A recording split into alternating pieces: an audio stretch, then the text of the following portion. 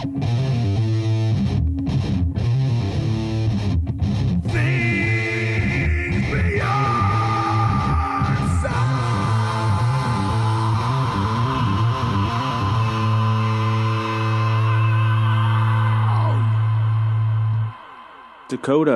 what's up, man? How's it going, dude? Pretty good. Pretty good. How are you doing? Good. Staying busy, working a lot, grinding. That's good, man. Are you doing a lot of work with your band? Yeah. So right now we're gearing up to release a couple announcements in the coming weeks, and very excited for that. So is that like announcements you're keeping secret right now? Well, a couple people know obviously that we've been looking for a drummer, and we may on the down low be announcing that we've found a drummer. So that's gonna be good, and some other announcements I'm gonna keep on the down low for now. All right. Well, that wasn't very down low, but well, the drummer thing, because he is actually one of the drummers. He just moved into town, and so nobody actually knows him. Okay. And so I can say that, we found a drummer because you can go and grill all the drummers in the scene and nobody's going to know who it is. So okay. I can at least, Cool. say that much, but the stuff that's coming after it is we're still in the works of how we're going to announce that stuff. So nice little teaser. Yeah, definitely. All right. Well, are you making any new music? Yeah. So right now I am playing bass in a band called Sulveria. We just dropped our debut single a couple weeks ago, and we are gearing up to film a music video for the next single that's going to drop. And then AMAYA, we wrapped up our EP, and we're going to be filming some music videos for some tracks there and gearing up to kind of plan out when we're going to release those, because as we know, social media and stuff, there's a shelf life of like 48 hours, sometimes max. And so you kind of have to prepare. If you're lucky. Yeah. And so you have to prepare to kind of let things breathe for a second and kind of get stuff ready and on the back burner. Yeah, definitely. It's hard to do that too when you're not like constantly producing, or especially if you're just promoting like one single thing. Right. It's like how do you make 5 different posts for one single release, Oh yeah. You got to milk it. You got to milk everything, man.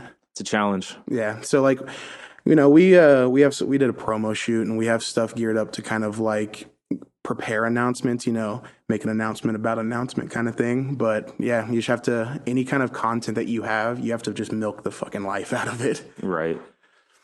Yeah, dude. So the new drummer thing you're talking about, AMAYA, right? Right. Okay. Right. And then the band that you're releasing a single is Sulveria. Yes. Yes, very excited for that. Playing bass on. You already released it, so it's already out. Yes. Okay. Sulveria. Is that on Spotify? It is on Spotify. We got a YouTube streaming video. It's on Facebook. You can find all that good stuff. Like, Sweet. I'll Awesome. link that, all that good stuff. So Dope. Do you have any art for it? we do have some art for it. It was the logo is pretty much what was in the streaming video when we dropped it. Okay. So we have that for any kind of flyers and any kind of stuff like that. How do you find your art?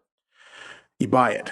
Just like anything in a band, if you don't have somebody that knows how to draw and do all that cool shit, you source somewhere else and kind of research who's gone where, and Right. you buy a design or something like that and kind of go that route.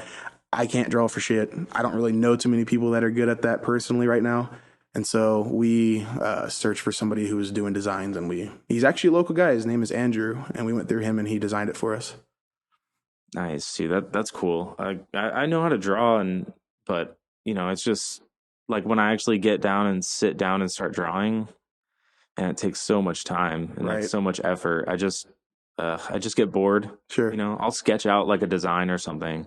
I actually did that for the project that we're working on, Dan and Art and them. Yeah. But so I sketched out like the art for that, and then we sent it off to an artist. We found an artist who was willing to drop a design for us. Right, he was just so happy. We already had something drawn out and like already ready to go, and like something to reference. We even had like a backstory for the picture and everything. He's like, dude, this is awesome. Like, this is way more than I could ever hope for. Like, right on. Awesome. So it's like a quick buck for him for sure. Absolutely. It's probably way easier to do it that way. Sure. Because if coming to an artist and being like, I don't know what the hell I want. Yeah, make it look cool. Yeah, we're a metal band. Draw me something metal, dude. You want to hear one of our songs? Right, yeah. it's like a click track. It's like all MIDI files. Hear a new single. My thing is like, It's like I know people who are good at drawing like on paper. Right. I cannot visually like picture how the fuck it goes from paper to the computer screen. Like how a design like I guess I've just never seen the process front to back, and so like creating something on a computer from nothing is like I guess I'm just a fucking boomer at this point. I don't understand it. Well, I mean, you have like this tablet, you know, people have Yeah, like tablets and they have sure. like a pen and it senses how close it is to the tablet. So it senses where it is. And then once you touch, it starts drawing. Okay. So it almost simulates like a real pencil or a marker or something. And you can like pick different brushes Oh, all and right. even the pen has buttons. So you can quickly switch on the pen and like, it's just like, I don't know, it's, you know, just digital paper, Shit. Okay. but it makes it pretty easy when you just like, you know, take a picture of whatever the drawing is, copy and paste it into Photoshop, and then you get your tablet out, just draw right over top of it, Right. and then so you don't have to Technology. scan anything anymore. Technology's a fucking trip, dude. Yeah, it's crazy. You don't. I've actually been thinking about, or I've seen some videos, and it's got my like imagination rolling, like virtual reality painting. Okay. So there's people that like go into a virtual reality world and then you can like just draw paint in midair and like sculpt something pretty much just with like pictures like in just floating in midair. So you could just like layer a bunch of brushes and like you have a spray can in one hand and That's like a so brush sick. in the other. It's like some crazy shit. VR is crazy, dude. I went to a buddy's house and we were playing like the PlayStation VR. It's trippy. Like if you've never done it before, you got to be aware of your surroundings because you can like break some shit. It's wild. Yeah, dude, it's crazy. They actually taught us when I went to school. They taught us a little bit about the audio design for VR Right. and how you pretty much have to have the program that like encodes it into data where it like reads it as a room. Okay. So it actually builds the room digitally around you, and you know it'll be like you program an object to make a sound in this spot in the room. Okay. So no matter where you're turning your head, the microphone, like the speakers in your headphones, are gonna put that dot where it is in the room. It's gonna stay stationary, making that noise while you That's so spin crazy. your head around, and it's like all of the programming that goes into that to make that work, it just fucking blows my mind. It's insane. Dude, people had to take drugs to experience this type of shit before. Like, now we get to do it sober. That shit's wild. I wonder Hell how yeah. many of those like engineers who developed this shit are like just total like, you know, hippies who dropped acid back in the day and like worked on like the crazy pioneering of the audio engineering Right. world. I mean, it's real creative shit. Like, Well, you can't see sound. So right, you have to like know it, you know, right. you have to like really know it like down to the math in order to Manipulating figure this shit sound. out. Yeah, that shit's crazy. Again, like I was telling you earlier, like there's a couple of members of AMAYA that would be a better fit to talk about the tech side of this stuff. Like I said earlier, I'm Yeah, it gets nuts. as the days go on, I swear I'm more of a boomer day by day. Yeah, your technological skills just drop. Yep. Coffee Yeah. gets darker, Yeah, dude. hair gets grayer. I've recently been trying to wrap my head around like crypto and like NFTs and stuff. Yeah. Oh my god, it's so difficult. I But guess Megadeth has a cryptocurrency now. oh wow. Look, if you can market it, fuck it. Are they like the new Kiss? Are they gonna be No, Kiss is still Kiss. I mean like They should. Megadeth is gonna start I'm they're surprised gonna Kiss get doesn't into the have. crypto world and like blow up in virtual Look, reality and they don't have Megadeth coffins yet. So Kiss. yeah. I mean, Kiss. Here's the thing. Kiss is a brilliant animal. Like that band was created to make money, and they fucking did it. Yeah, I can't deny it. Like personally, I love Kiss, and I understand why people don't love Kiss because It's Gene good. Simmons is he's Gene Simmons. I'm glad you said that. Yeah, no, I love Kiss. I've seen him live a couple times. Better live in my personal opinion than album, but I love their records too. But they set a goal and they fucking achieved it. Oh yeah. They put their brand on everything, and you know what? Like, mad props to them because, like I said, they set out to a goal and they did it. Yeah, So, it's pretty crazy how I don't know, like thinking about how much they blew the marketing up and like because they did that, it almost makes it to where other people can't now. sure. Like now they've taken that spot. Because how are you going to one up them? Yeah, They have because like I just said, like, oh, Megadeth is starting to sound like Kiss now. right. Like they're already being shadowed. Well, look, Kiss has condoms. Yeah, So like, that's true. and also Kiss was in Tony Hawk's Underground. Well, I mean, Megadeth was probably too. No, no, I'm talking about like the actual. There was a level in Tony Hawk's Underground where like if you collected KISS, they did like a concert in the fucking Oh wow, like on the level, and like their characters were actually in the game, and that's funny. you could play as Gene Simmons, I think, in the game if you unlocked him. So yeah, no, the music, yeah, I'm sure fucking Megadeth was, but Kiss themselves were in Tony Hawk's That's Underground. pretty sweet. So it's like, what a machine, fucking machine. I can't imagine any other band doing that. I mean, metal band, anyways. As far as like using electric guitars and distortion and stuff like Right. that without. I feel like you have to have a thing, and it's just like Kiss's thing is very obscure if you think about it. Like at the time that they came out, Oh yeah, it was all about the time they came out. oh yeah, fucking spaceman and the demon dude and like the cat guy. It's just like at the time, it's like who else was doing some wild shit like in the terms of like that stuff. I Yeah, mean, it of was course, you really had David Bowie and people doing like really cool shit like that, but like to just be completely marketable and be want that from the get go is just it's crazy. yeah. It's like I don't know, man. Like it's kind of a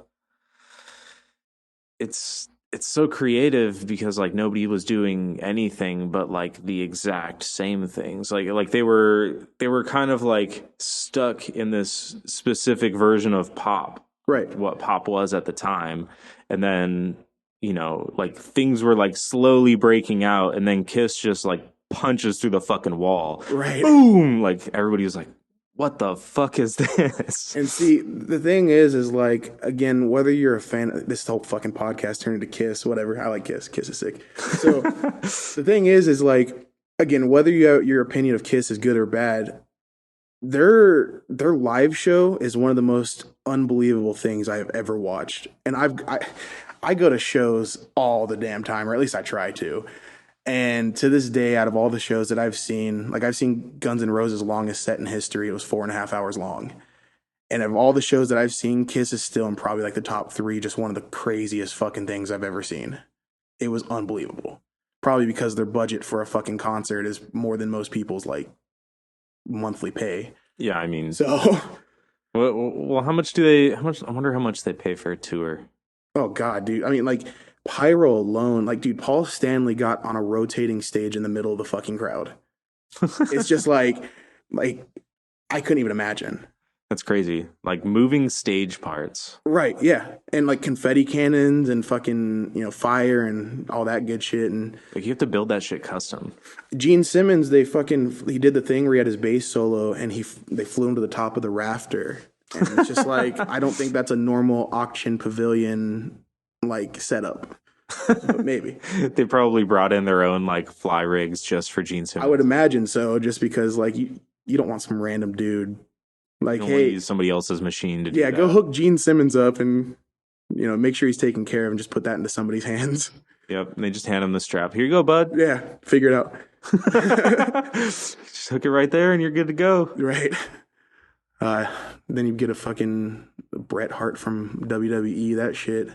Do you know anything about wrestling? Not much. So there's a wrestler, I think it was Bret Hart. He came because he used to come into the ring on like a cable system as well. Right. It fucking broke, and that's how he died. If I'm not mistaken, I hope I'm correct, because that'd be bad if somebody comments on there and be like, "Yo, that dude's a fucking asshole. He's wrong." Just so you're pretty sure. I'm pretty positive that's what happened. It's just like It's a good catch. you don't need to be the guy that did that to Gene Simmons. Yeah, definitely. That would be a pretty metal way to go, though. I mean, you dropped out of the rafters on your own concert, Yeah, break your neck. and Kiss has coffins, so it's like They could wheel them away right they're there. already set up for it. Oh man, I'm getting canceled for this one. No, this is just speculation. We're just Yeah, it's all yeah. hypotheticals. Yeah. Shit. Hey, so I remember a while ago, I was supposed to be like, or I went to do a video for AMAYA. Oh man, I was waiting for this question. Yeah, what happened with that? What happened with the video? All right, so AMAYA.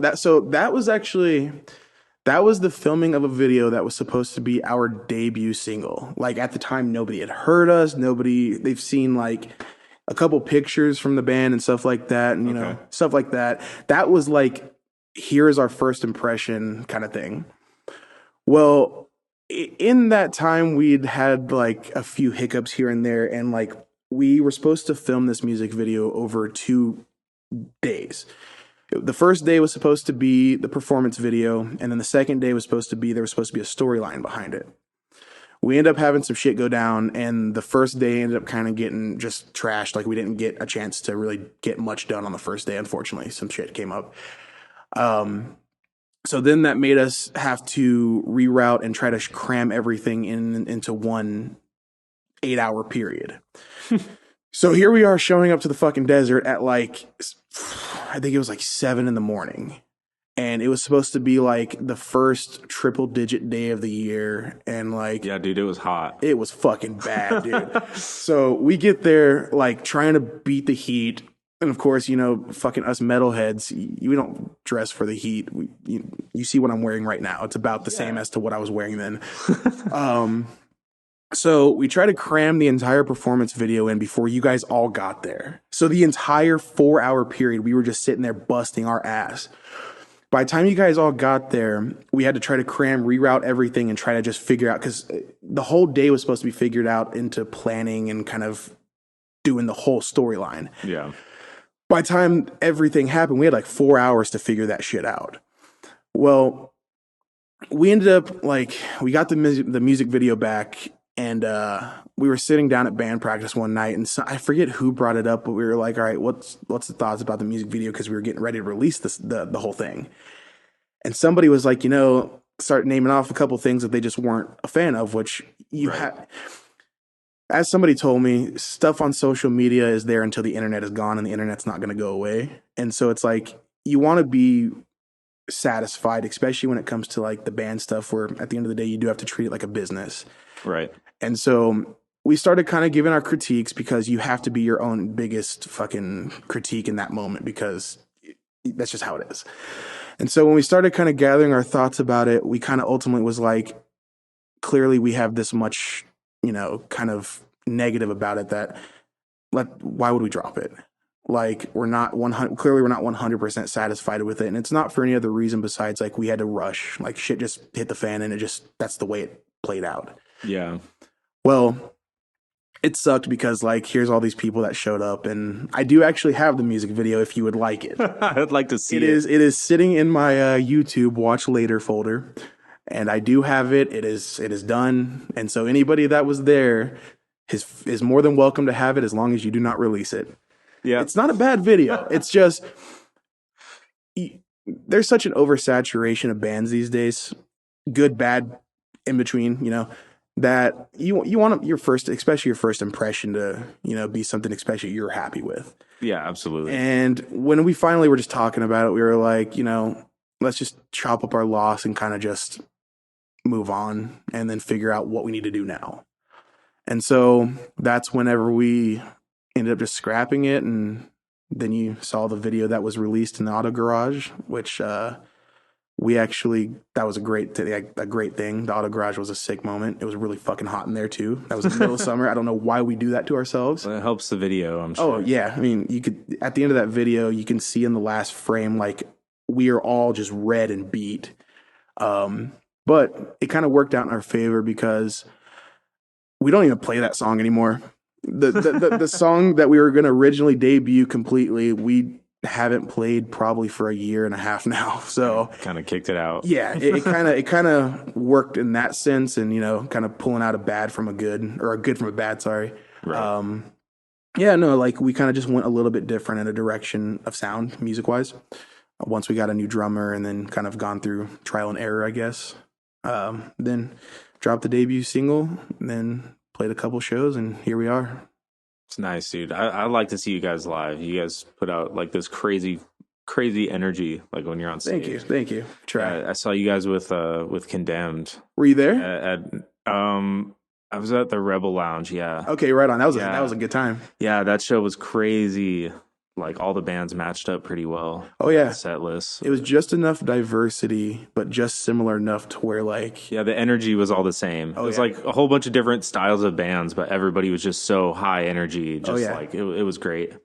Everybody was all the bands that night were just such like first off they were great bands. We love Sectus, we love Lottery, and go back with Condemned Till Dawn, of course. But the energy was there. Like I don't think I fucking saw anybody in a bad mood the entire night. Yeah. Smiles all across the room and just dude. I think I hugged more men that night than I've ever had in my life. Like that was a great time. My first ever sold out show. I've never played a sold out show, and so that was like a bucket list thing. And I got to do it with some of my best friends, so it was a great time. Nice. If I was still living in that house, probably would have had you guys for a house show by Oh, now. I've heard about the house parties. Yeah, I guess Kyler was telling me the other day that that was the first time he sang for Condemned Oh yeah.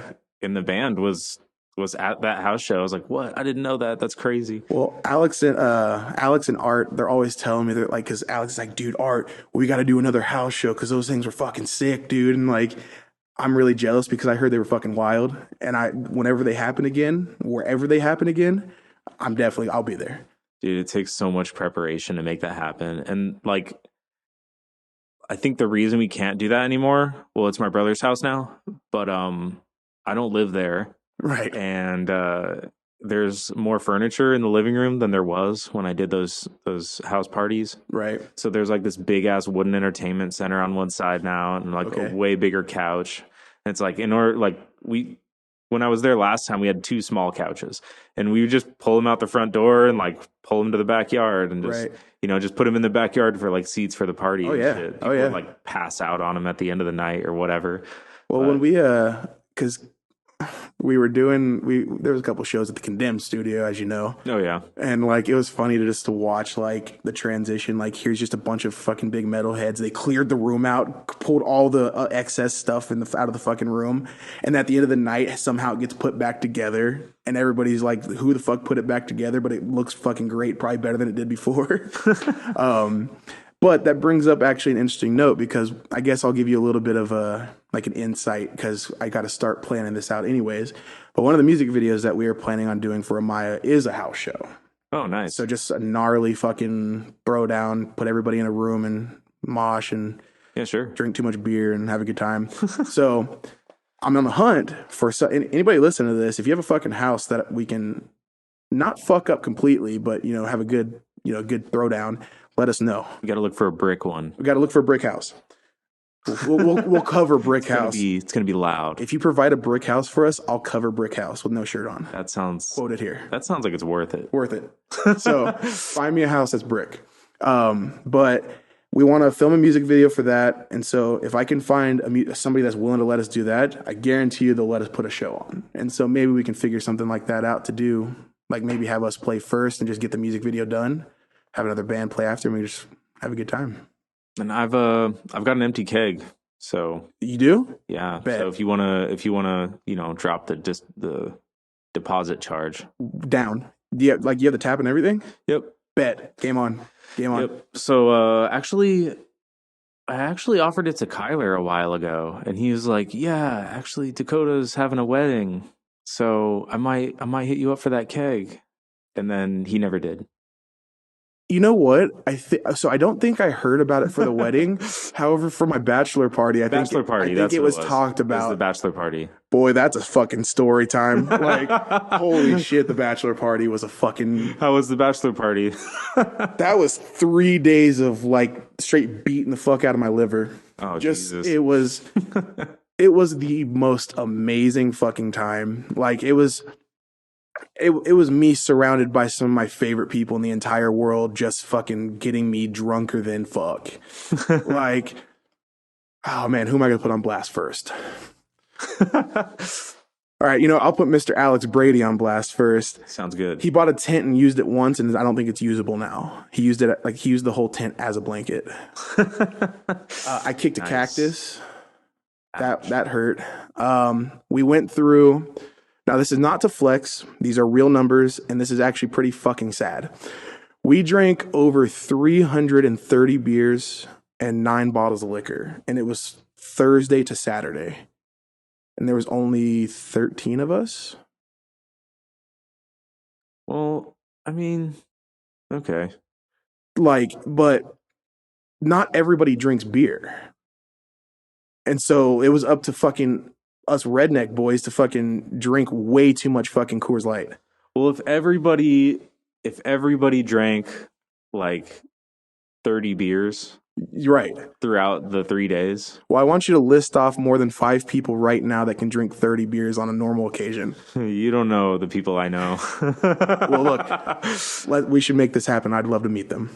Because I love Well, drinking 30 beers on a regular occasion. first person on my list is my brother for sure. All right. Yeah.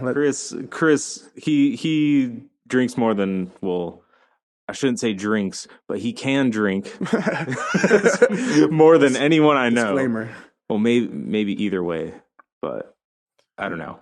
But I love beer so fucking much, man. yeah, As you can tell. I don't know any of his crowd, his entire crowd. Yeah, hell yeah. I mean, I guess I'm used to talking to people and being like, yeah, we're gonna go up to Sedona and fucking drink a few hundred beers, and they're just like, count me out. I don't want any fucking part of that, which reasonable, very reasonable. However, I think even though it was my bachelor party, I don't think I was the one that died the hardest. I think I was third. Who was it? Who died the hardest? All right. Art fucking died. Art died hard, dude. Goddamn Art. Dude. So somebody ended up making like this makeshift jungle juice. It was like Jameson, Kraken, Captain, Jack Daniels, Dr. Pepper, I fucking guess. And they started beer funneling it. That's about the time whenever I fucking passed out and woke up to people like literally with the gnarliest fucking hangovers I've ever seen in my life. Awesome. It was great. It was the best time ever. And Kyler was there. Yeah. Kyler fucking, we raged real good. But yeah, you might have a couple more guests that were there and you can ask them about it and get their perspective because it was just fucking ridiculous. Yeah, I'm sure. I'll have Art on here at some point. Do it. And I'll ask him. I'll ask him how he earned that. Dude, Art was a fucking legend. I love him so much. He's good at what he does. Oh yeah. Oh yeah. He's awesome. What a great guy. So this new band you're working on, Sulveria, like where's your plans with that? How far are you taking that one? Well, it's a good question. Really, so 3 out of 4 of us, because we're also looking for a permanent drummer. We have a guy named Noah from Hotto and the Ephemeral. He's filling in for us right now and helping us out until we find a permanent drummer. But as the permanent members, 3 out of 4 of us are in other bands. So there's another Dakota in the band. Him and Alex Belts, they're in a band called Dead World Reclamation.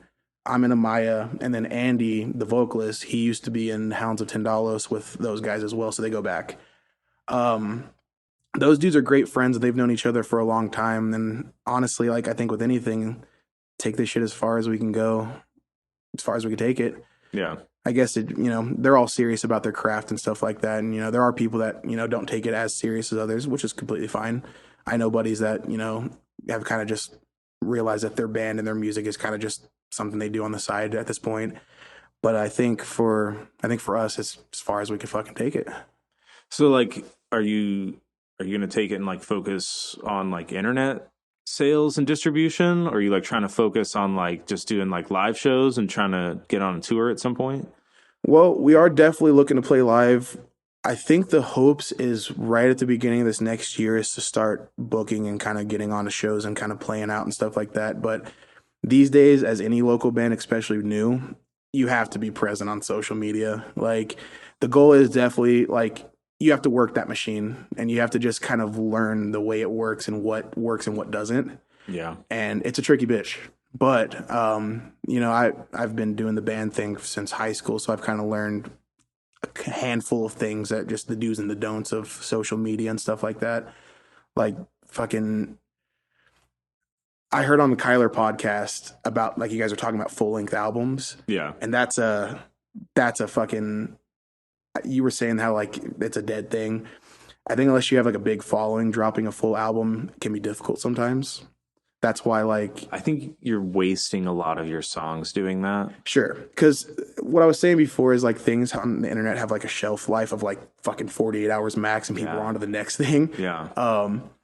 If you don't have like, I know for even me sometimes if somebody's like, yo, go check this band out, and I'm like listening to a record of something, I'll get through the first half and it was like, oh, these dudes are sick, and either be going to work or driving and like not go back to it.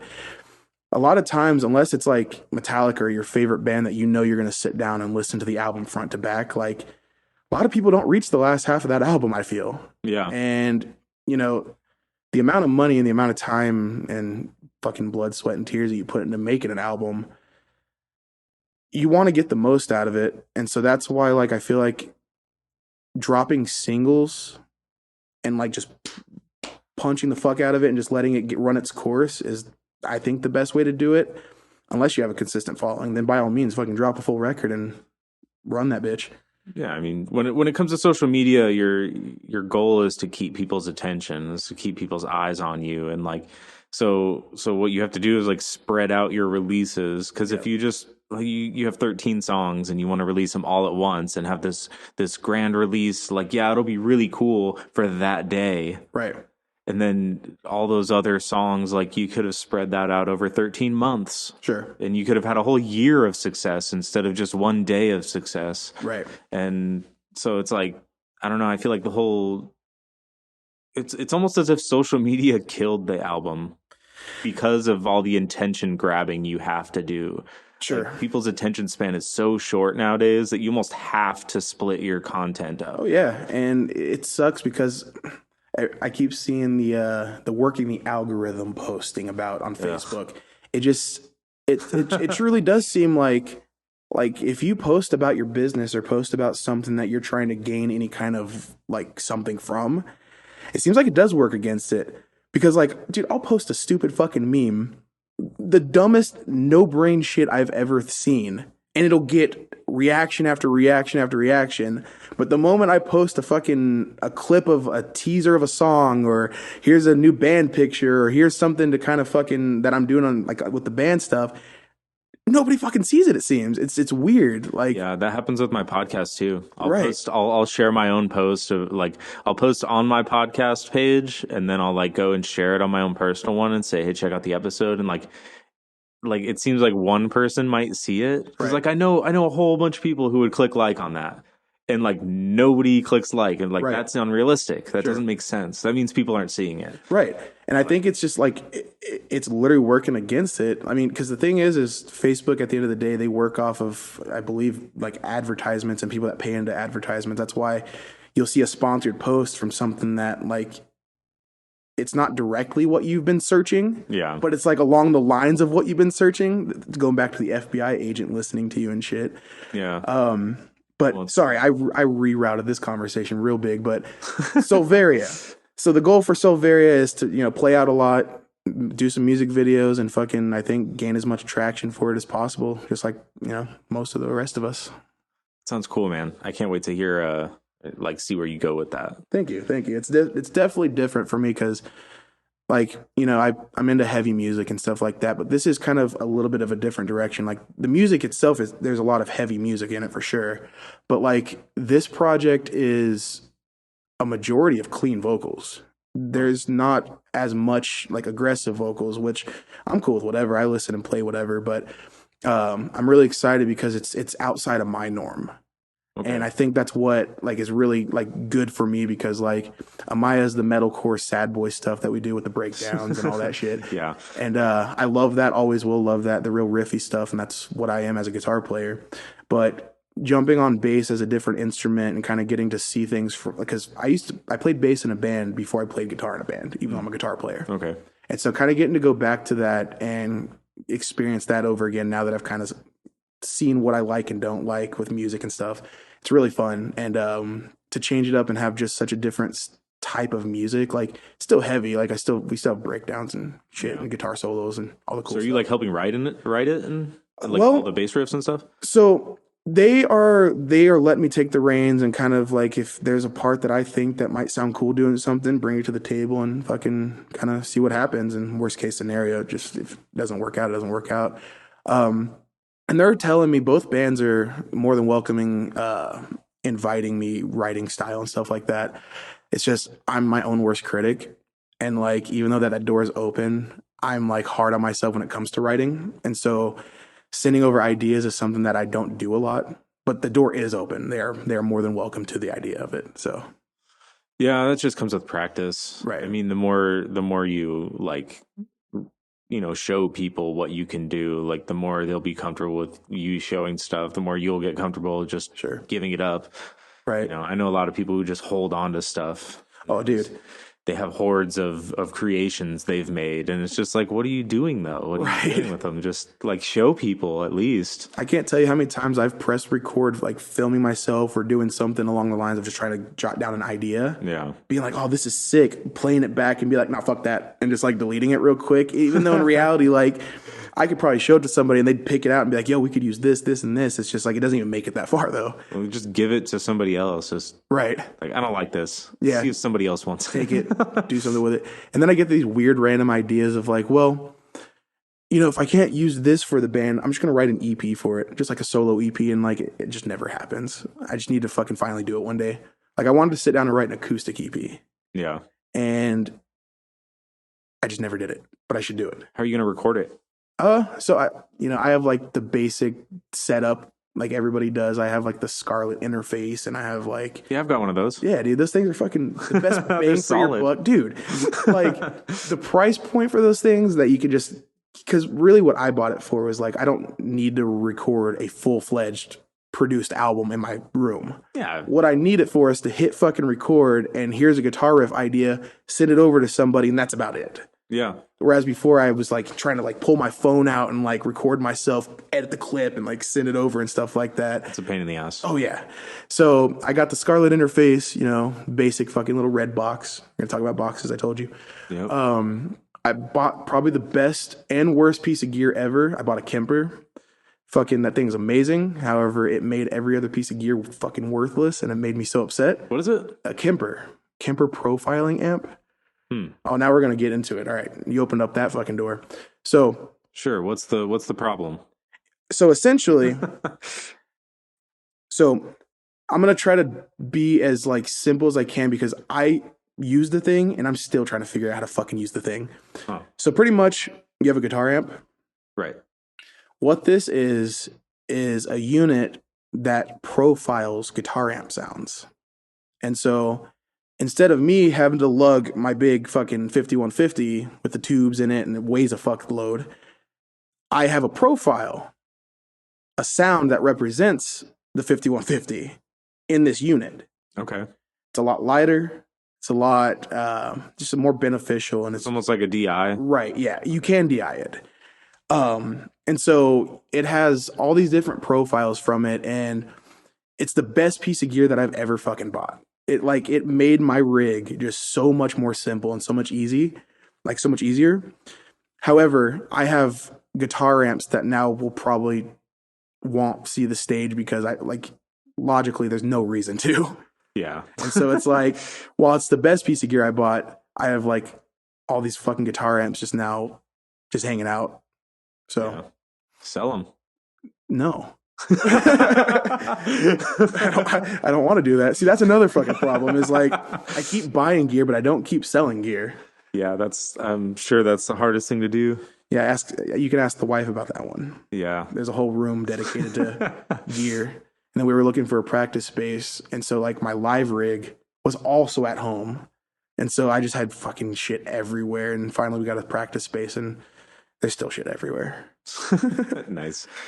Well, if you want help recording that acoustic guitar, I know some tricks. I'm down. But I'm down. I could help you out, get a cool sound out of that. I was actually going to take these two microphones right here and record Luis doing Okay. acoustic because I brought my dad into the school right before I graduated, and he recorded a cover of a Stone Temple Pilots song. Okay. He did the vocals for Pretty Penny, Right on. and I was going to have Luis do the acoustic guitar for it, but we ran out of time. Okay. So I got to go over to like his place or Dan's maybe, but I'm going to use these two microphones and put like one hanging over top of the other one.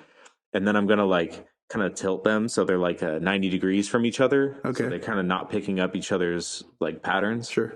then I'm gonna point the lower one at the hole for the like bass tones and everything, and then the higher one is gonna be pointing at the frets, so I can get Okay. like the clicks of the strings and everything. Right. Hell yeah. But So this is going to be not completely off topic, but it kind of relates to somewhat what you just said. So you said the Stone Temple Pilots. yeah, sure.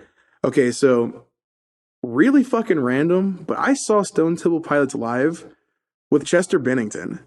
Wow, Yeah, that's so cool. when Chester was still alive, he was doing vocals for Stone Temple Pilots. Interesting. And like we went so Stone Temple Pilots played at Bike Week. I think it was like a year or two after I got out of high school. So it was like probably like 6 or 7 years ago now. I was like drunk at Bike Week because that's what you do. You fucking your band goes out there and we get drunk and watch concerts and stuff. And I'm like, Stone Temple Pilots, that's sick. Like I know a couple of their songs. I wasn't really into them at the time, but I was like, I know a couple of their songs. It'd be cool to see them. It was a free show. Well, entry, of course. Um, and like I'm watching this band because I'm like, dude, this guy looks and sounds really fucking familiar. And I know Scott Weiland, I think their vocalist was that passed Yeah. away. Like I knew that they didn't have their original vocalist, but I'm like, dude, this Chester has a very unique voice. And I'm listening, and I'm like, who the fuck is this guy? Because like I know his voice, but I don't know really what the fuck is happening. And I Google it real quick on my phone. It's like, yeah, Chester Bennington from Linkin Park, and I'm like, holy shit. And to be completely honest, it sounded pretty fucking good. Like his voice fit the songs like fairly well. Yeah, I mean he has that unique like almost like grunge metal kind of vocal. It's kind of like scratchy, but he can hold those Right. notes pretty well. I got And that Stone rasp. Temple Pilots is like the same type of vocals almost. Right. So It it was kind of great. matches. I was just really surprised though because like Linkin Park, everybody knows Linkin Park, but I never heard that he was in that band, and so like just being there and being like, whose voice is this? Because I Yeah. mean, I again, this was back right after high school, so I wasn't really into either of those bands like completely. Linkin Park when I was young, but Yeah. nothing like at that time. So like I really wasn't putting like two and two together, and Yeah. then I was like, that's fucking crazy. I actually I saw Scott Weiland perform in a different band. Was it Velvet Revolver. okay, right, yeah. Yeah, How because was he that? like left Stone Temple Pilots and started Velvet Revolver, right? Mm, And yeah, that was okay. I mean, I was like really young when I saw him though. right. It was at the state fair. It was like a free show. It was like, Okay. but it was so like we went there and I didn't really know Velvet Revolver, but my dad told me like, "Oh, this is a singer from Stone Temple Pilots." So I Okay. was like, "Oh, cool. I like Stone Temple Pilots." And like it was not anything close to Stone Temple Pilots. I was like, Okay. this is all right. It's kind of cheesy, but Right. it's like that radio metal kind of sound to it. Sure. But Man, at this point, I'll go to fucking any show. Any concert, dude. Like, I will. I don't care. I work now. I work in live sound, so absolutely, dude. Like, there's times where somebody will like it's mainly my buddy Alex Brady. Me, him, and Art, we go to a lot of shows together, and it would be there like he'll hit me up, hey, do you want to go to this show? And then he'll be like, we'll kind of like call each other and be like, what do you think it's gonna be like? Like he hit me up one night and was like, dude, you want to go see Attila? And I was like, no, but let's do it. And we just went and that's a story for another time. But like, we'll go to any show, dude. Like we shows all the way from fucking real underground shows to big shows and everything in between. Good shows, bad shows. yeah. Love them Actually, all. the other day I was working at the Orpheum Theater, and they were doing a Trixie Mattel show. Okay. So it's like a full on drag queen going Fuck on yeah. tour. Hell yeah. And like I was just working the show and just setting up for it, And before the show started, I just posted on Facebook and tagged the Orpheum Theater, like, oh, setting up for the Trixie Mattel show. Right. Like, it's pretty cool. And somebody just from Facebook saw that I tagged the Orpheum Theater and like messaged me and said, hey, I have 2 free tickets. Like, I've moved since they canceled the show the first time. Okay. So I'm in Chicago and can't go. Do you want them? Yeah. So she emailed me these tickets, and I like actually drove all the way back home and got my girlfriend, and we drove all the way back to the show. There you go. And I Okay. wasn't actually doing anything in the show, Right. like as far as the performance goes. So I just, we just took our seats. Like Right. when the show was over, I just went back to work. Hell But we yeah, got dude. to watch the whole show, and man, it was pretty fucking hilarious. Like Dude, the drag queen shows are pretty fucking funny. let me tell you, I you're about to hear it here, folks. I've gone to a lot of fucking cool and wild shit. Like whether it's just like fucking crazy underground shows or wild fucking clubs or something like that. I went to a club one time in Little Rock, Arkansas. They this they had a fucking drag show going on in this club. It was the most lit and crazy and fun thing that I to this day probably have experienced. It's a fucking riot. Oh yeah, dude. And it is a great time, dude. It's a fucking party. Drag shows are fucking cool. And if people would just fucking either A, get over themselves and just go experience something that's, they're not normally going to, dude, it was the fucking coolest and funniest thing I've ever done. It was awesome. Yeah, dude, it's crazy. And like the people there, like the people in that crowd are just fucking nuts. Oh yeah. Oh yeah. Going crazy and everybody's partying. Everybody's partying. Like me and my wife went to Pride Festival one time and they did a drag show there. And one of the like she was like a legendary drag queen. She's been in it for like a long time. Oh, Like yeah. the whole industry, like the performances and all that stuff. And she went and was like doing these comedy things in between acts and stuff like that. And she was the funniest fucking person ever, dude. She was awesome. Yeah, Trixie. Yeah. And I ended Yeah. up meeting her after. Mhm. And she was the fucking sweetest person ever. Yeah, the whole show was centered on how she's 30 now. And Right. She's old, too old to be a drag queen. Right. She's joking about it. But I guess the joke at the beginning was that she's actually 31. Okay. The show got canceled last year Okay. because of COVID. Right. Fair. It's like, so I can't do any of those jokes anymore. There's so many jokes I had to take out. Right. It's just like none of them make sense. So I had to rewrite this whole damn thing for you. Right. Yeah, dude, I'm gonna tell my buddies and be like, yo, let's not go to a show tonight. Let's fucking go to a drag show and party. Yeah, dude. Just go to Goodwill, get some dresses. Dude, I'll fucking rock a dress. I will rock it. Dude, there was actually so I hope somebody who was a part of this is listening to this because at one point there was supposed to be a metal band or like a metalhead calendar made. And like this dude, there's a guy named Dipper. He's in a band called It's All Grizzly. Like Kyler, I'm gonna see how many bands I can shout out. He's a great dude. I have not yet met him in person, but just everything that I've heard about him and experienced over Facebook and stuff, he seems like a genuine sweetheart. He decided to come up with this idea about possibly having a bunch of us big bearded fucking metalheads putting a dress on and taking like a sundress photo shoot and making a calendar out of it. And then selling this calendar, because fucking people in the scene would love this. Selling the calendar and then donating the money to charity. And so it's like, I do not know why we never fucking made this happen. But if somebody's listening to this right now, we need to make this happen because I will go buy a dress right now. Yeah, are you gonna do like the death metal poses, just crossed arms? No, we were gonna look real pretty, Oh yeah, like real fucking pretty. laying in the flowers. Oh yeah. A hand under your chin. we could do the metalhead like the metalhead crossover, like we're judging everybody, and then we could do real pretty stuff. But we just wanted to show fucking us metalheads we can be pretty too. We can be pretty. That sounds like it would make a lot of money. Honestly, dude, I think it would have been a hit. Probably make more money than Kyler's idea. Which idea was that? I think they were gonna start an OnlyFans and sell pictures of their buttholes. I think that was his idea. I mean, that has potential too, but like I feel like because our buttholes are not showing in the calendar, not the first calendar at least, maybe the second, but because our buttholes aren't showing, we could probably extend this to like a larger audience. Way larger audience. Yeah, maybe. Maybe. Debatable. I mean, it's a little bit more PG, but there's probably a lot of people that don't want their kids having that calendar either. I'd let my kid have it. I don't have a kid. Yeah.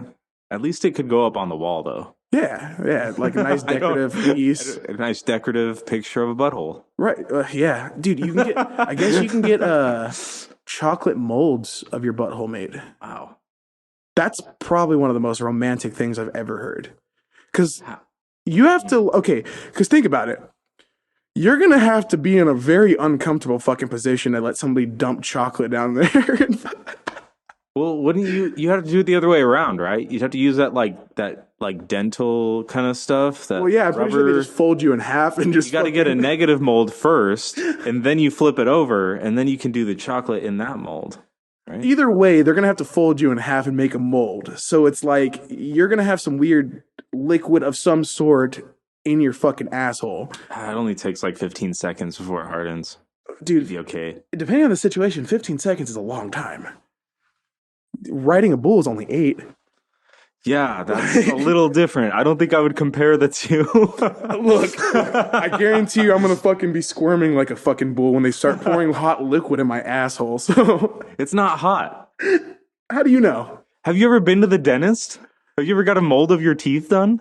Well, sure, It's but just like, like some silicone mold. It's like soft and cold. okay, either way, cold liquid, hot liquid. As soon as somebody starts dumping liquid down my fucking sphincter, I'm just, 8 seconds on a bull, 15 seconds of a ass mold. Like, sure, it's like you're not getting bucked off of a bull, but like, doctor's about to be going in for a ride. I'm sure you've been through worse, dude. Ah, This is where you draw the line. I didn't say any lines were drawn. I'm just saying that was the most, probably one of the most romantic fucking things you can do. Like, how do you top that? Yeah, you got to go through some shit to do that. Yeah, because that's dedication. Like, you don't just, money can buy so many things, but it's like, that the experience is the part of that one. You can't buy that experience. Could you like get a video? Do they like let you video the whole thing? I've never Or do they asked. just send you a I, kit and you have to do it yourself? See, I've never really made it. I've never really made it this far If you into. had to do it yourself, what would you do, man? I'd call a homie. Hey, Art, you live like right down the street, buddy. I need your help. Yeah, sure thing, buddy. I'm on my way. Shows up and I'm folded in half on my fucking bed. Whoa, whoa, whoa. What did you call me over here for? Just put the fucking gloves on, dude. Just put the gloves on. We'll make it through this. Perfect. God, we talked about kiss, butthole molds. The calendar would do better than the buttholes. Yeah, I think I think everybody would agree. All right, so that means the second calendar has to be nude. But since Kyler wants to be the guy that comes up with the idea for the buttholes, he's on the cover of it. Oh, tasteful nudes. With convenient censoring. Dude, It's like the flowers are right in front of your junk. right, So right, nobody can yeah. tell. But like just a little bit of nut hanging. Like not enough to get like censored where like Facebook actually has to like go through and like investigate What it. do you call that? Like side nut? Is that a thing? I mean, like side boob is definitely a thing. Like everybody appreciates a pretty sick side boob, I think. So like, why not side nut? Or what if it's just like a little bit of the shaft? Just Well, okay, side shaft. that brings up a great conversation though, because you know, in a nudity sense, the nipple is what gets people fucking banned and shit. Yeah. So it's like, what part of the wiener is like the part that's like too much? Oh, you showed the tip, fucking done. Like, are like nuts okay? Like, I don't know, dude. That is an interesting question. I've never I just assumed it was the whole thing. Any part of it would be censored. well, that's fucked up though. But that's only if you can tell where it Right. comes from. If it's just a little like cross section, like or a little square of like the skin, Yeah. how could you even tell? I'd argue it. I'd call Facebook support and be like, "Yo, how are you gonna tell me that's my sack? Yeah, they don't really argue. You got proof that that's my nuts?" Like, it's worth a shot. We do. We We could do have proof. We could buy a bunch of Post-it notes and just like Post-it note. Yeah, dude, like an office photo shoot. There you go. Yeah, everybody wears ties. Just a tie Just the tie though. Well, and the business socks because it's like apparently it's a thing. with the garters. Yeah, no, not the garters. Like you can have like an all black suit, but for some reason it's a thing in the business world to like your socks have to be fucking crazy looking. Like have pickles on them or something, like just some stupid shit. I think that's just rich hipsters. Well, we're gonna be that. That's what we're gonna be. We're gonna be rich hipsters, and we're gonna do a nude metalhead office shoot. If I wore a suit to work every day, I would definitely not wear crazy socks. If I wore a suit to work every day, I would totally wear crazy socks. I'd wear a crazy tie. Oh yeah, get like a light up one.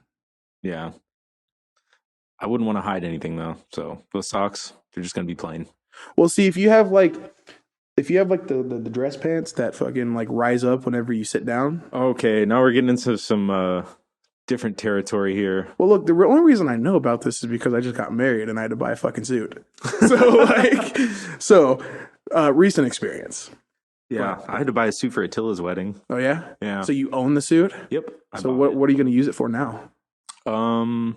It's a good question. Maybe another wedding See, somewhere down the we line. went to a wedding 20 days after our wedding, and I was like, Mm. sick. I own a suit.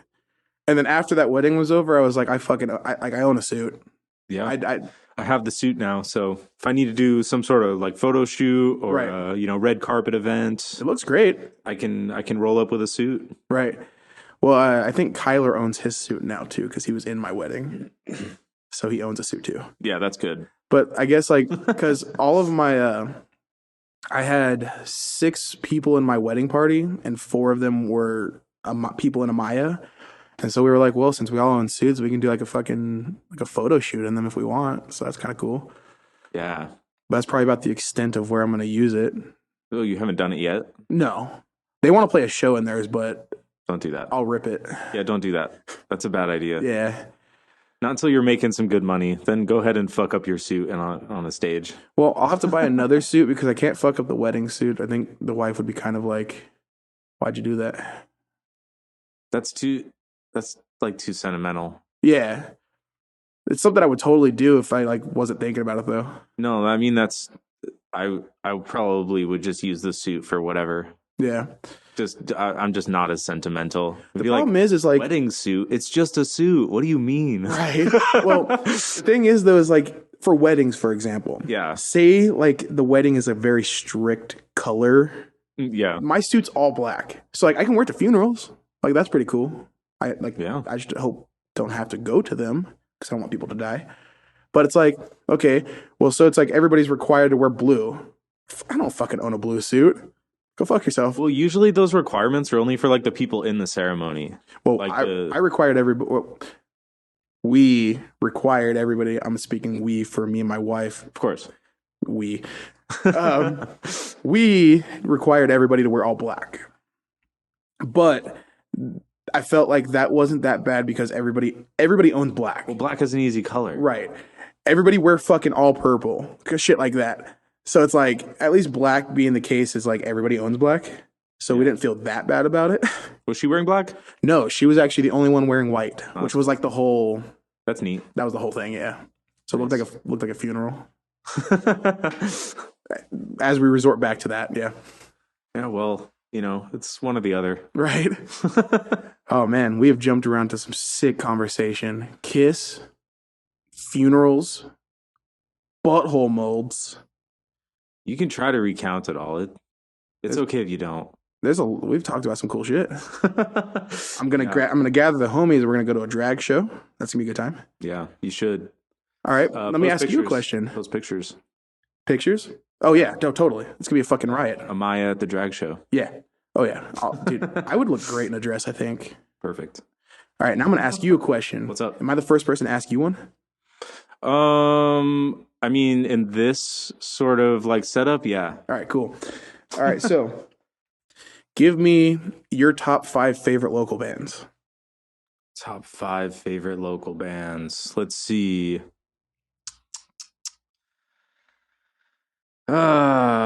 Well, I think my favorite, I mean, it's obviously the one I was working for. Right. That's why I wanted to work for them in the first place. Sure.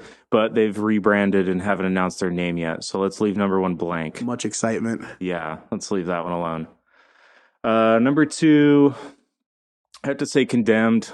Just their like songs like on stage live, it's just fucking noise. Like just I love it. It's just so loud and you can hear every single melody, Absolutely. So it gets really crazy. Sure. And then and I'd have to say AMAYA Takes 3. Oh, okay. Like that. All right. Like I'm not usually into that genre, but you guys fucking like just like Condemned, you're like loud and the melodies just ring out so clear. Thank It's you. just like you can really jam to this. Like Thank you so easily. much. And let's see, 4. If you want, we can keep it to the top 3 if you want to make it easier. Well, I like Absolute Adversary.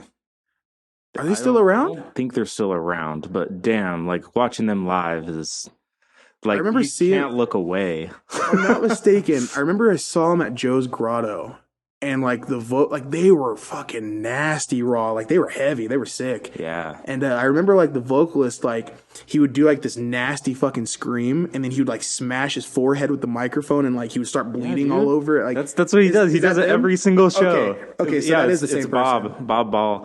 Yeah, they Yeah, were sick. they just do that stuff for fun, man. He just Right. does the live shows for fun. He like hits himself in the head. Like he likes to bleed just to see everybody's face when he does it. Like, he Right. says he likes the reaction. They're Like, sick, everybody dude. like freaks out, and he's like, ah, Right. Hell yeah. gets into it, and man, that shit's crazy. I actually saw them at Metalhead's MC, Fuck yeah. and dude, it was nuts. That show was nuts. I bet. Whew. I think, if I'm not mistaken, don't quote me on this, but I think one of the guitar players from Absolute is now in another band called Coma Trophy. Huh. And if I'm correct on that, they fucking rip. If you ever get a I remember chance, that guitarist. I I think his remember name's talking with him. Ed. Ed, yeah. It's one of those things like you see faces on Facebook and Yeah, kind of dude, start that- seeing them in person and kind of stuff Yeah, like that. he plays some crazy shit. Oh yeah, dude. Yeah, if you get a chance, check out Coma Trophy because they're fucking heavy. And number 5, so I'm getting to the bottom. Uh, I've always liked the sound of Kill Command. Okay, hell yeah. Those guys just have that old school thrash sound that I fucking love. Hell Like yeah. that old school Metallica sound. Oh, it's so good. I'm pretty sure Sage from Bloodsaw, like Sage is also drumming for Kill Command, if I'm not mistaken. Huh. And Sage is a good homie. He's a good guy. I think they're playing at. I think Kill Command is playing at the Starlight Lounge for Motives. So Steve from Motives' birthday party, they're doing like a 2-night show Yeah. in January, and I think Kill Command is on the second night. I've never seen them live, but I've heard great things about them, so I need to go check that out. Yeah, dude, it's really great. Like I said, it gives you that like kill 'em all kind of feel. Fuck yeah. Which is like really harsh and really like just high Mosh riffs. tempo, super fast. Love me some mosh riffs. Oh yeah. Hell yeah. Mosh the whole time. That's a good top 5. I like it. Hell yeah. I figured I would change it up and ask the fucking you a question. Yeah, well, I'm trying not to keep this like interview style. Right. I just kind of ask questions like to keep the conversation rolling. Sure. But I like it more of a conversation. You get natural like talking back and forth. Hell It's yeah. kind of like why I've vowed to never do like online, like a phone call Right. episode. Like those are dumb. Like it feels like a phone call. Right. Sure. Like I want to talk to the person, Yeah. but I just fucking, I think like, so like in interviews and stuff like that, I feel like the interviewer just never gets attention. Why not change it up a little bit? Not like this is an interview, but yeah, I you're mean, gonna be talking to all kinds of people. Let's ask you some shit. sure. Over the episodes, I'm sure you'll learn all about me. Fuck yeah. If you listened from episode 1, you'd know more about me. But there's going to be hundreds of these things. Hopefully, You have so many people that you could fucking bring on here that, I know. I'm excited. dude, fucking call out some of my boys and AMAYA and bring them on here and Yeah, absolutely. make them talk shit about me. Yeah, Kyler was saying that we could get like multiple people on. Like I was going to get maybe like Nate and Emilio at the same time. Yeah. From Condemned. Just like next time they do something cool. Absolutely. But You can get, because what it is, you'll get different perspectives from different stories about shit. Like, ask them about the Sedona trip. You probably won't get you probably get a little bit of a different answer. right. Shit was out of hand. Loved every minute of it though. Yeah, that sounds like I wish I could like do more shit like that. I've been so busy lately. I used to go out into the woods or like out to Sedona, shit like that. Right. But man, I know some fucking awesome spots in Payson too. Payson is fucking beautiful, dude. Oh shit! I just remembered one of my favorite spots got torched last year. Oh, dude, that's a bummer. It was like up on the edge of the rim too, Yeah. like treacherous campsite because the cliff is like a roll away. Dude, we have a spot pinpoint. We go up there every year at this point, and we have a spot like marked on our maps that we go to every time. And it's so pretty up there, dude. We went to try to go camp up there one time and did this thing where we trekked off the side of the fucking rim, and we found half of a fucking deer body just laying there, like it just got eaten like hours beforehand. By a mountain lion. Some shit, yeah. And I think we need to go find a different spot, boys. And they were like, why? I was like, look at that shit. I was like, that thing's coming back for that fucking meal, dude. Whatever it was, we need to get the fuck out of here. Yeah, these mountain lions. Oh yeah, that or fucking a bear. Yeah. Fucking, they got bears up there. Yeah, there's bears. I think the mountain lions hunt more than the bears do. Well, I know they got fucking big elk. Yeah, elk. There was one standing in the middle of the fucking road when we were driving up there, and those things are way bigger than I thought they Dude, were. there's like world championship elk that come out of Arizona. Oh yeah, Like we have like world class elk here.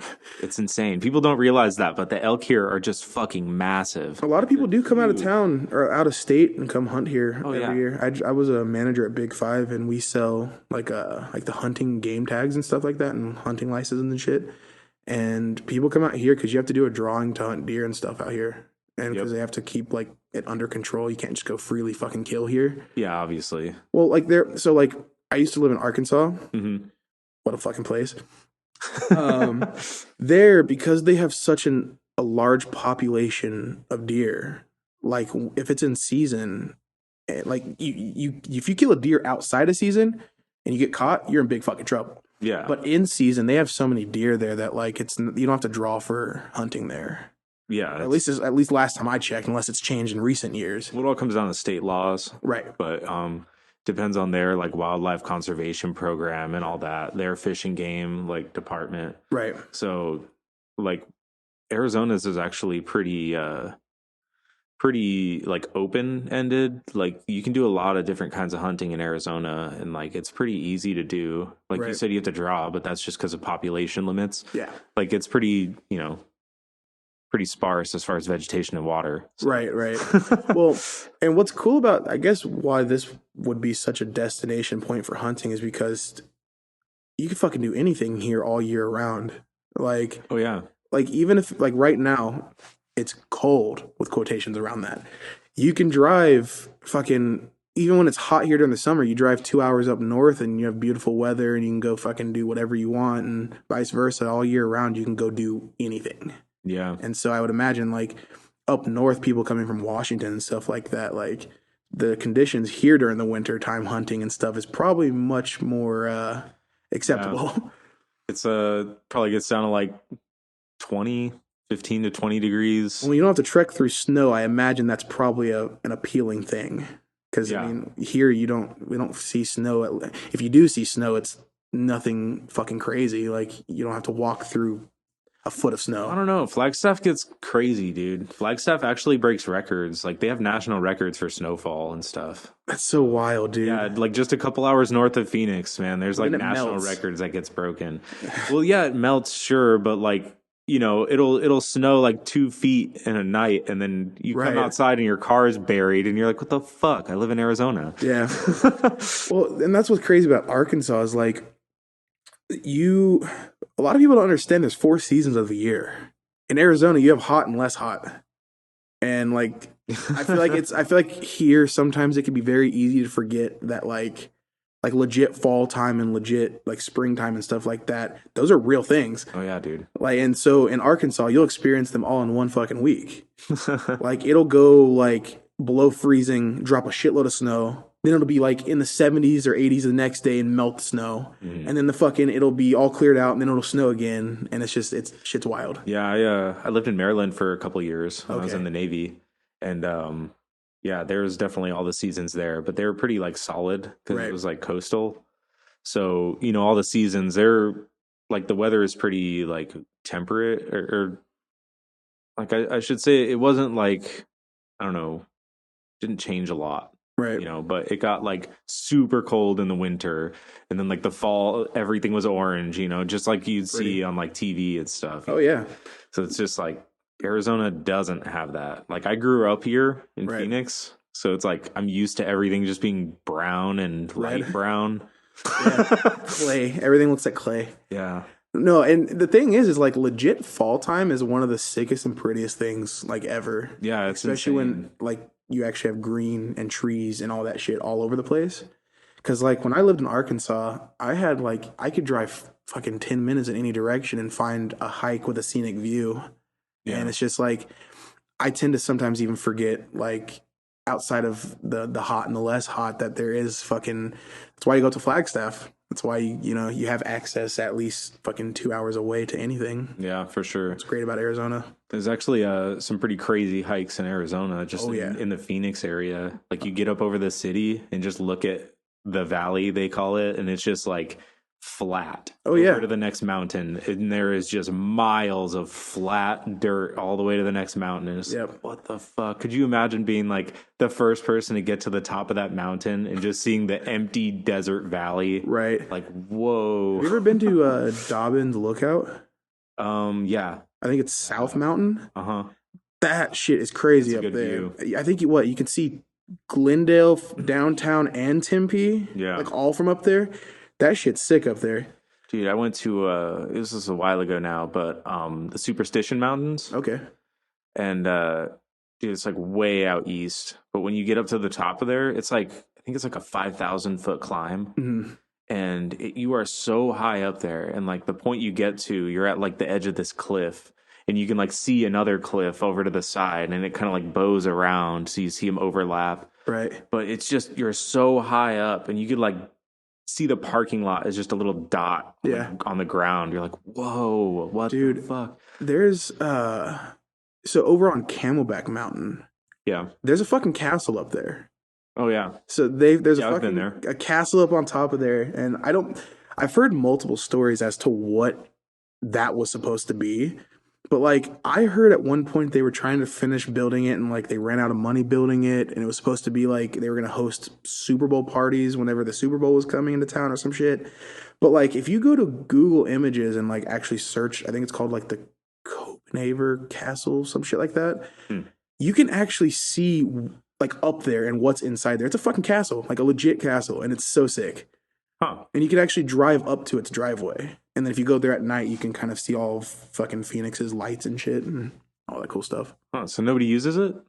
I don't think anybody lives there. I think it's vacant. I don't think it's even complete.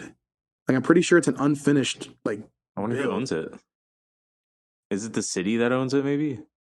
See, I don't know what happens like if you're building something you run out of money, like who gets those assets? I guess the person you owe the fucking money to, maybe. The bank? Yeah, So some probably. bank owns it?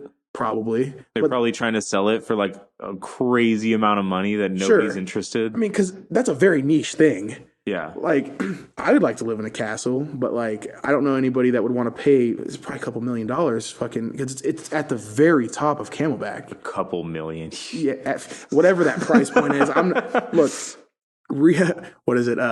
Put another zero on there. The realtor business is something that I'm not keen on, and I know the fucking numbers are even worse right now. So whatever that number is, I'm sure there's a lot of people that would want to pay it, especially because you have to finish building it.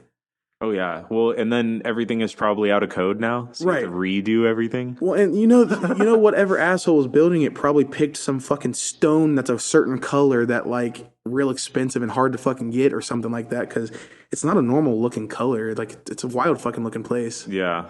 However, the driveway is one of the steepest things I've ever seen, but I want to go up there.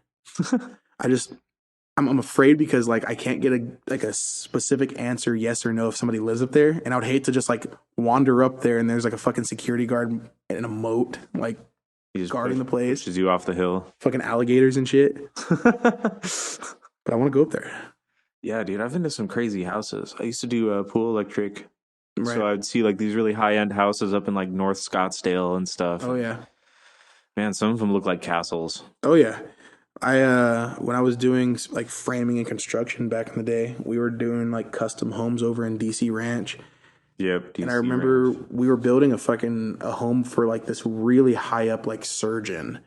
And this house was fucking insane. Like the living room ceilings were like I think like 20 feet high. Like it was a huge open floor plan and it was completely like the problem is the wife would come in and she would change her mind about stuff every day. And once you built something, going back to fucking change it, especially in a custom home, can be a big old bitch. But that's probably a topic for Kyler because that man knows what he's doing when it comes to that stuff. Still does that stuff. What a man. What a fucking man. And he's really good at it. He's real good at it. He's gotta make some money doing doing vocals. Right. And quit. Yeah, because we all know the money is not pouring into the band stuff. No. It leaves the pockets very quickly, though. Yeah, there's not a lot of people who are making money around here doing band stuff. You gotta love what you do, man. Yeah. You gotta love what you do, and then it all fall I feel naturally. like the only way to make money is to get out of here. Right? Yeah. Yeah. Just don't do it. No, I mean it. No, Arizona. I mean, like Get out of Phoenix Arizona, completely out of specifically. Phoenix. I think about in music. There's no money to be made here, like as a band. Like I hear Tennessee's wild. Like I hear Nashville is like Nashville's like one of the capitals of music, Right. Like Austin and like New York and LA, like those capitals that have Sure. all those major studios and shit. Well, I remember back when I first started doing the band stuff, it was like because I'm an old '80s guy. Like I love Motley Crue and I love Rat and I love all those guys and like Yeah. like the hair metal and stuff. I'm an '80s cheesy guy. One of my biggest goals was to go play out in LA and try to hit the Whiskey a Go-Go and do all the legendary spots. I remember we were playing a show with a band from LA. It was AMAYA's first show, and I think it was a band called Legends Shall Fall. Sick deathcore band, really heavy. We were like, yo, like, come back out and play a show with us. Like, we'd love to come out and play with you guys. And they were like, just a heads up, like, the LA market is so oversaturated with just every type of person that like trying to get a show out there and trying to get into those scenes can be a fucking bitch sometimes, I hear. Not anymore. Yeah. Yeah, right. Yeah. But I guess at the time, like, there's just so many people playing all those clubs that like getting into those venues sometimes can just be kind of a bitch. Yeah. So that's why you were talking to Kyler on the last episode, and like Vegas would be a cool one to go to. Oh, for sure. I want to go play Colorado. I've always wanted to go see Colorado. It seems like a really cool fucking chill town. Dude, the mountains, just looking around at the scenery is Right. insane, dude. The mountains look so tall. It looks like Lord of the Rings shit. Like Hell yeah. it's unreal. Like you've seen some of the mountains in Arizona. Like Arkansas doesn't really have shit for mountains. But like in Arizona, you see these mountains, you're like, fuck, like climbing up that would be a bitch. And then you like go to Colorado and you're like, that's a wall of God. Like Yeah. they're massive. Absolutely. I've seen pictures of Colorado, and every time I see them, I'm just, of course, people are going to take pictures of the good stuff, but Yeah. every time I see pictures of Colorado, I was like, man, it looks sick there. And I know people that have lived there and that do currently live there, and it seems just chill. Everybody seems like laid back that comes from Colorado. Like, it doesn't seem like much crazy shit comes out of there. Yeah. In a good way. In a good way. I'm all about crazy shit, but good crazy. Yeah, I mean, it's still developing. There's people moving west or like east as we speak from the West Coast. So Trust me, I drive all freeway. I can see the difference in the freeways. yeah, dude, like it's weird on the freeways. Like half of the license plates around here are out of state now. Oh yeah, Half of them. you get cut off by somebody, and I guarantee you most of the time it's going to be a non-Arizona driver. Right. Just because I feel like Arizona drivers have all come to this like mutual handwritten agreement. We're all going to break the fucking law. We're all going to speed together, including the cops. The cops also speed. Yeah. But it's like, if you're not going fast enough, you let the person that's speeding faster than you, you just let them go. Whereas like, I feel like I remember the first time I went to California and was driving, I was like, dude, these motherfuckers are aggressive. Like they go crazy driving on the freeways there. Whereas like, because Arizona's a grid, I feel like it's just so much easier to navigate. And so like everybody has this mutual just understanding of like, either get the fuck out of the way or break the law. Yeah. We all go in straight lines. Oh here. yeah. Look, if the cop is doing 85, you bet your ass I'm doing 83. Like I'm breaking the fucking law with him. I'll go 85. Hell yeah. I mean, like, as long I'm not gonna fucking ride his ass, but Yeah, bet your I'll be ass behind him, but I'll go 85. Absolutely. Fuck yeah, dude. Dude, I'm an 80. I go 80 always. Yeah, that's the speed. And then I hit cruise control because when I didn't have cruise control in my vehicle, that's how I got the speeding ticket. Cruise control is where I saved my ass. Because if I do get pulled over, you were going to 85. No, I wasn't. I can actually argue it now. It's funny how you can argue that, and the cop will be like, "Damn, you were only going 80." You're right. And then you get away. Right, well, because if you're actually up to no good, well, you're up to no good. But if I wasn't, because I've already went through this fucking shit before. Like 80 is not up to no good. That's definitely. Okay. So I learned 65 to 80. 86. So 20 miles over is where it turns into criminal, and that's where you can go to jail. Yeah. I learned that because when I got my ticket, I was going 86. Yeah. He thankfully reduced it down to 85, so that way it wasn't criminal. And I took like a driving They do that all course. the time. Yeah. They don't want to take people to jail. It makes a lot more work for them. Especially for fucking speeding. Imagine Yeah. like, hey, what are you in here for? I shot some guy. What are you in here for? Speeding. Yeah. Like, If you were like street racing and they right, caught you going like 140 down the I-17, right. like yeah, okay, you're going to jail. Like Well, the problem was is so I was in a group. It was like a bunch of people all going 86 to 90. What happened was is they all saw the cop ahead of like the group, and they all naturally slowed down. And by the time I realized it, I had to hit my brakes right in front of him, and so I pretty much told on myself. Or else, like, I would have been fine if I would have just kept coasting with them. So it was just a fucking rookie mistake at the time. nice. But I've learned because I had to pay $200 to fucking take a class and get it off my record. Yep. So the insurance didn't go up. Also, one of the cool things about getting married is that the insurance goes down. My insurance got cheaper. It's a scam. Hey, look, everybody keeps asking me, they're like, so is like the wedding married life different? It's like, no, I signed a paper and got $80 off of my car insurance. It's about the difference. But I'll take $80 in my pocket off the car insurance though. Right. And the coffee's getting darker by the day. I drink a lot more coffee. Nice. Yeah, I just got a Keurig the other day. Dude, let me tell you, bro. Okay, this is one of the married life things I feel. Maybe it's just me being a boomer by the day. But like, you get so excited about like appliances. One of my like most favorite things in the world, like I have guitar gear. That shit's cool. But I have an air fryer. My man. Oh yeah, they're Do good. you have an air fryer? Yeah. Yeah, these air fryers are good. You cannot go back. Once you get an air fryer, that shit's the shit. Like, people are gonna listen to this fucking podcast and be like, they really talked about buttholes and fucking kitchen appliances. But yes, I got a Keurig. You keep going back to that butthole thing. Well, because you got me fucked up thinking Kyler's gonna make more money than me than my calendar is. I hope he listens to this. He might. Dude, You know he's gonna listen to this shit. oh yeah. But kitchen appliances are sick. Like we also got a Keurig. Also, Yeah. shout out to the boy Tim from Condemned Till Dawn because he got the Keurig for the wedding gift. My man, cool. my man, That's a good gift. keeping me energized. My girlfriend just found hers at work. Fuck yeah, They were gonna throw it away. fuck them. They're like walking it to the trash can. And she was like, "Hey, what's that? What's wrong with?" Or they asked her, like, "Is there a recycling bin I could throw this in?" A whole Keurig. What the fuck? Hell yeah, dude. That's not where you put a Keurig, by the way, people. Recycle a Keurig. Yeah, that doesn't work that Well, way. it did get recycled, but my girlfriend was just like, "Hey, I'll take it." And we Absolutely. like just cleaned it up really well. Just like put that whole descaling solution through it and everything. Hell yeah. It works. We found two like almost new mini fridges behind there's some store that was closing at the mall across the street from me, like before PV Mall was officially getting torn down. Yeah. Some store closed down, and like my sister, her husband was working at the JC Penney over there. She was like, "Yo, like, do you need a mini fridge?" And I was like, "No, why?" And she was like, "Well, there's two free ones sitting here." I was like, "I don't need one, but I'm gonna come grab one because it's a fucking mini fridge." They're like $200. Yeah, like fucking it's a mini fridge. I'll find something to use it for. Yeah. And so we ended up getting a practice space, and now we have a mini fridge for the practice space. Nice. So I'm down for big come ups like that. That's awesome. I actually have this really old, like super old fridge from like the 40s. Right on. Like super old, you know, it's made of like steel. Hell yeah. And of course the compressor in it's all shot, you know. Right.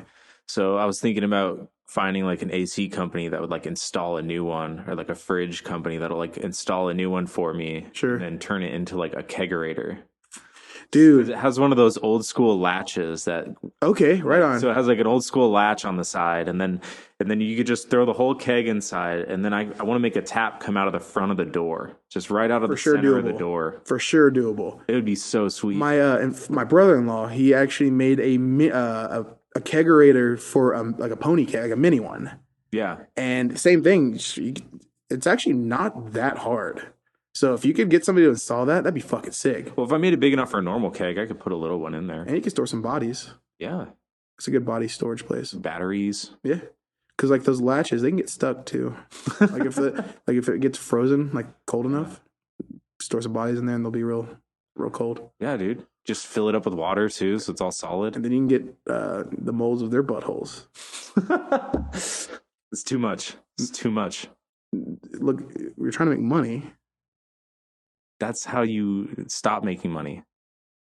That's how you go to jail. Eh. I don't know how Nah. to make money from jail, dude. I'm way too good for that. Hey, there's look, I get into these fucking like deep dark holes of fucking like Facebook videos, Yeah. and it's like credit card scam in jail, and it's just like these dudes literally fucking stamping like making credit cards in jail, and it's just like where the fuck is this happening at? Like, what are the guards doing? They're making money. The guards are making money, dude. True. Their Yeah, rent okay. is paid. Well, scratch everything I said. Clearly, we are doing this all wrong. Did they say which jail that footage was from? I bet they didn't. No, that's a good fucking point. They're all in on it. Damn, you got me there. Okay, fair. Yeah, the guards I are want to go definitely to on it. that jail. True. Like, if I'm gonna get locked up for anything, yeah, might as well go make some fucking money in there, Damn, corrections is starting to sound pretty good. dude. Hey, so one of the members of Sulveria actually works at a jail. He's a correctional. I believe he's actually a correctional officer. So that's pretty Nice. cool. He kind of scares me. That has to be kind of an interesting job, huh? Yeah, I mean, like he talked. It's funny. He'll go to tell us like stories about just like what he did on a daily basis. He's like, yeah, just this is what I did today. Blah blah blah. And like his like normal day, telling to somebody like me who does not go through these things on a normal daily. I'm like, God damn, dude, like that's a wild fucking job. Yeah, no, But thanks. it's funny because like he's a stout motherfucker. I'd hate to piss him off. I would hate to make him mad. Andy, if you're listening to this, I love you. You better listen to this. I'm gonna make sure he listens to this. You're gonna make all your people listen to this. Of course, I'm gonna share it, and then because of the algorithms, I'm gonna have to share it 10 more times to get like a few likes. Yes, But I'm gonna share the fuck out of it. you can try. Look, people keep trying to figure out the fucking algorithm, and it just doesn't like people that want to make money. I think they randomize the numbers. I think they just change it every day. Yeah, I think today we'll fuck bands, as if bands don't already get fucked enough. Let's confuse everyone. Yeah, Let's just turn traffic off for everyone. man, Just for a little. it's just so fucking frustrating though because like unfortunately that's the route you have to take in these times is social media and I think I'm just gonna pick one though. I think I'm just gonna like stop doing Facebook and go to Instagram. I'm just gonna do all picture based. apparently Twitter is like the one because Twitter isn't as censored. Well, everyone has a Twitter, and yes, they're less censored. Like they don't. I mean, they still ban people and shit for Side saying nuts. Yes, We could put some probably. side nuts on Twitter. Yeah, well, they allow porn, so yeah, you can. Then we can put all nuts, like just straight full set, dude. So what we can do is sorry to interrupt you, but you got me going now. Hold on. So Go for it. what we can do is this calendar. We can have like one like the really nice like calm that we can sell to like everybody, and then on Twitter we can have like the non-suitable for whatever the fuck that NS thing means, where it's like just straight sacks hanging out of the sundress. It's just balls everywhere. Perfect. That's it. Kyler, you're gonna lose. I'm gonna make sure mine makes more money than yours. Sounds like Dakota's making this competition, Kyler. Dude, yeah. I want to know who's the first getting their butthole. He better be the first in line to get the mold. You know he will. You know he will. He's totally gonna volunteer somebody else. He's gonna be like, It's gonna be him and Nate, and they're gonna fight for it. he's gonna be like, but I came up with the idea, so you have to put the liquid in your ass. Yeah, maybe. He's gonna be like, shit, you're right. And then Nate's gonna have to put liquid in his ass. Yeah, just get him drunk first. He'll be okay. True. Nate, if you're listening to this, you're gonna listen to this. I'm coming for your asshole. He's coming. I'm coming for your asshole. Dude, this is fucking great. I can't wait for people to hear me talk shit about buttholes. Man, this is that's a pretty crazy subject. I mean, hey, look, disclaimer, I asked before this started what I'm allowed to say and what I'm not allowed to You say. did ask that. So I'm respectful. Yeah, I'm just saying that's a hell of a subject to wrap up on. That's all. Hey, I mean, everybody has a butthole. It's true. I Some mean, at least people it's are- relatable, huh? Yeah, I mean, you have one, I'm guessing. I do. Sick. This is true. So, okay, we're going to end this on this note. Are you ready for this? Oh God. So we named the top 5 favorite local bands. Who do you think has the top five nicest assholes in the local scene? Condemned.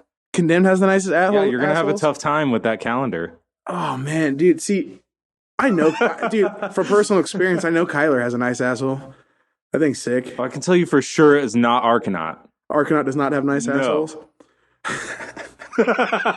A couple of the guys in AMAYA probably have really nice assholes. I'd probably be willing to bet on that one. Maybe. Like Brett. Well, he has to. Brett probably. He has to. Why is that? He's like the front man. No, Brett's the one of the guitar players. Now Wade has cheeks. Have you ever seen those things? Like his cake, like ass. Haven't. Like that dude's got a fucking dump truck and it's sick. Well, now I'm gonna fucking look. You should. Dude, that thing is fucking dope. I set him as my profile picture a couple times. You want to see a picture of him after this? Yeah, I do. Right, I'm bet. curious now. Bet. That sounds really intriguing. Condemned has nice buttholes. Probably. I bet Ian does. I can't say for certain, but Yeah, I bet hopefully we find out soon. he can say for certain. He's been in those buttholes. Don't let him fucking lie They to you. could probably say for certain. I can't. We've all been in those buttholes. All right, top three right now. Oh, dude, one person you got to get on here. You got to get Alex Brady on here Okay. because what he's going to tell you all of his experiences from the crowd perspective. And let me tell you, he's been to so many shows. man, that first off, that's one of my motherfucking boys right there, and he is a goddamn riot. If you have him on here, he's got some goddamn stories. Nice. Main three topics to ask him about: the Deicide show and The what? Deicide. So he actually we were raging drunk at the Deicide show, and he comes up to me and he's like, yo, if they play this song next, I'm getting on stage and I'm jumping off. Sure enough, they fucking play that song next. He gets on stage and jumps, and he jumps over the crowd and fucking hits the ground and knocked himself out. It was the sickest shit I have ever seen, and I love him for it. But you got to get him on here and ask him about some of those things because they're fucking awesome. Yeah, that sounds like a great time. But he has a nice butthole. Is really where that was going. Oh, Because I was naming the people I think have nice buttholes. all right. Alex probably does. Brett probably does. Well, you gotta be careful. Kyler might recruit them. I hope so. I support local. Okay, so you just want it to be a success. Yeah. I want all Well, the you don't homies want him to succeed. beat you. No, he's not going to beat me. But I want all the homies to succeed. Okay, So, I see. Kyler, if you're listening, when you listen, Brett probably has a sick asshole. Like in a good way. Kyler, you yourself probably have a sick asshole. And Alex Brady, you probably have a sick asshole. First three molds. And on that note, I think that's a great way to go out of this. All right, I think that's some good information to leave our crowd on the end. Oh, They can man. think about that as they drive the rest of the way to work. Spencer also has a nice ass. Maybe.